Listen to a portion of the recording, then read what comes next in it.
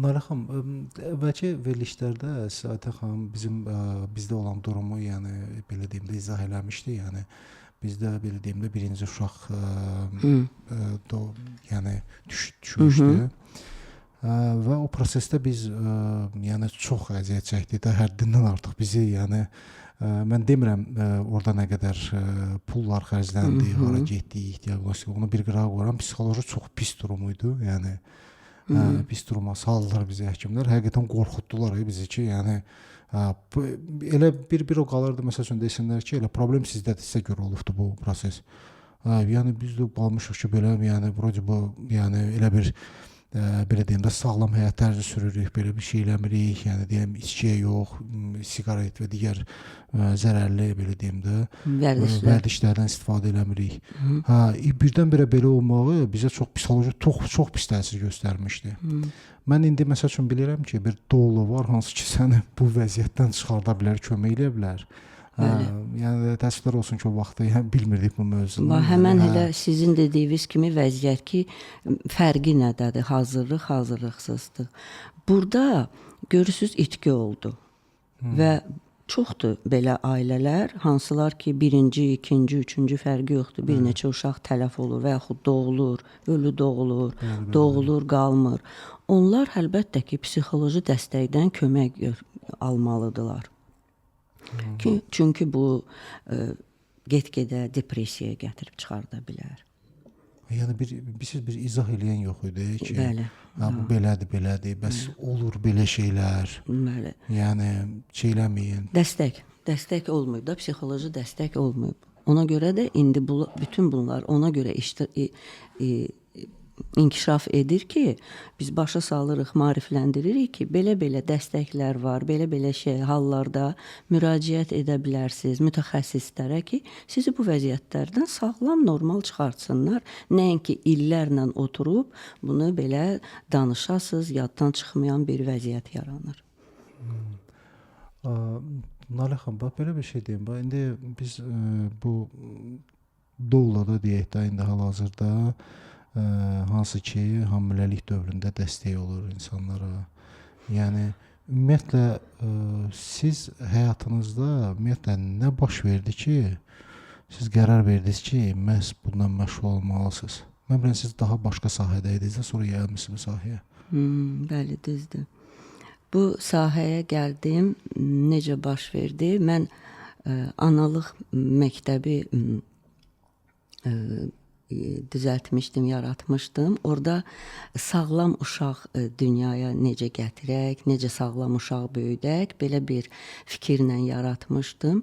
Və burada gördüm ki, deməli, qızlar bu uşağı dünyaya artıq uşaqlar müxtəlif ya xəstə gəlib, ya sağlamdırsa normal bunu böyüdəndə mütəxəssisləri cəlb etdikcə, işlədikcə bu işin üstündə gördüm ki, bu kökü çox dərindədir.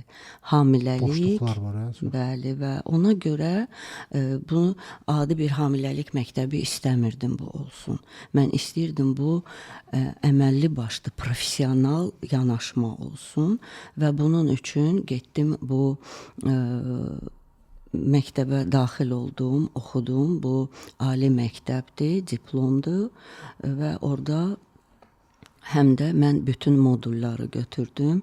Bura həm analıq dəstəkçisi, həm professional doula, perinatal psixologiya konsultasiyaları və dediyim kimi bütün doğumdan sonraki uşağa süd vermə mütəxəssis, konsultant mütəxəssis. Belə deyim də, indi hal-hazırda neçə ildir artıq buna məşğulsunuz?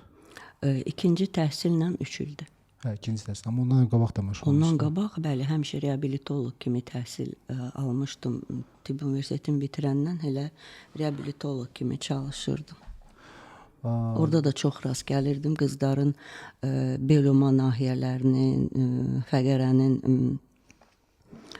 deməli epidural anesteziya nəticəsində və ya ümumiyyətlə ora olan müdaxilələr, doğumdan sonraki bütün çəkdikləri belə onu da orada çox görürdüm. Praktiki şeyləri orada daha çox görmüşəm. Naliq xanım, əslində mən sizə deyim ki, bu belə deyim də, doğuş prosesində sizdə doğula kimi iştirak edən insanların belə müsbət rəyləri bizə gəlir çatır. Yəni biz bunu bilirik əlbəttə ki. Təbii ki, bu proseslərdə, yəni siz artıq mən bilən çox olub da, doğuş proseslərində çox iştirak eləmişsiniz. Ondan qabaq bəli iştirak eləyirdim. Bəli. Və müsbət rəylər həddən artıq çoxdur ki, yəni insanlara necə yaxşı bir təsir göstərirsiniz, böyük bir fayda verirsiniz. Bunu daha da böyütmək kimi nə kimi planlarınız var? Əslində təkcə analıq məktəbi yox, ümumiyyətlə istəyirəm ki, bilincli analar belə bir mərkəz olsun ki, bütövlükdə qadınlara hər bir tərəfdən analıq məktəbində yardım olsun. Bu ailələr üçün çox vacib bir şeydir. Bilirsiniz, ailə quranda, hətta bizim belə bir gələcəyə belə bir planımız var. Yeni ailəyə psixoloji hazırlıq olsun. Həm yoldaşı, həm qadın, həm kişi tərəfdən. Hələ hamiləlik başlamamışdan qabaq belə. Hamiləlik başlamamışdan da əvvəl ailə üçün bunlar ər-arvad ikisi də hazırlansınlar. Əslində belə baxanda fundamental baxımdan daha yaxşı yanaşmadır ki, siz ailə quranda necə normal münasibətlər olsun, necə olsun ki, niyə bu qədər boşanmalar var, niyə bu qədər anlaşmazlıqlar var. Onların hamısının, əksəriyyətinin problemin çözmək olar, qarşısını almaq olar.